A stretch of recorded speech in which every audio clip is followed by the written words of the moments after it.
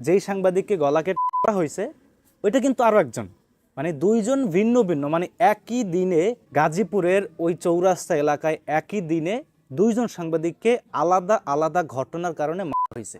একজন সাংবাদিক বিএনপি নেতা চাঁদাবাজি নিয়ে লাইভ করছে, এই জন্য তারে ইট দিয়া, এই যে ইট দিয়ে থেলে দিছে।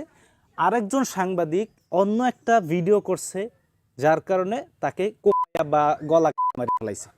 দুইজন সাংবাদিককে কালকে রাতে বা কালকে গাজীপুরে অত্যাচার করা হয়েছে এবং সেটা দুইটা ভিন্ন ভিন্ন প্রেক্ষাপটে। কিন্তু এই শিরোনাম দেখে আমরা বুঝছি বা সবাই বুঝছে যে এই ঘটনা বিএনপি করাইছে বা বিএনপি করছে, কারণ চাঁদাবাজি করে কারা? বিএনপি। কিন্তু ভাই একটা কথা কি শোনেন, মানে 1 বছর আগে যে জুলাই আগস্টের অভ্যুত্থান হয়েছে, সেই অভ্যুত্থানের পর চাঁদাবাজ বের হয়েছে, অবশ্যই বের হয়েছে, এটা আপনি আমি স্বীকার করতে বাধ্য। এবং তখন চাঁদাবাজ মানে নামটা আসলেই বিএনপির কথা মনে পড়তো, মানে যেখানে দেখবেন চাঁদাবাজ ওইখানে দেখবেন যে বিএনপির নাম জড়িত।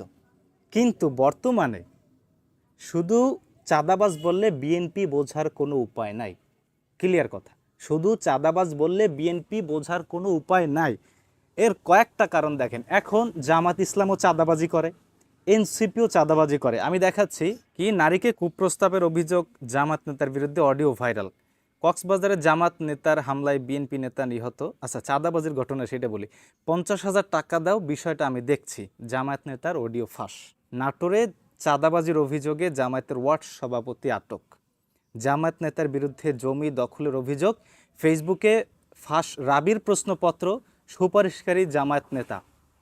মানে চাঁদাবাজি এখন আর শুধু বিএনপি করে না, এবং চাঁদাবাজ বললেই বিএনপির কথা মাথায় আসবে, এই দিন শেষ।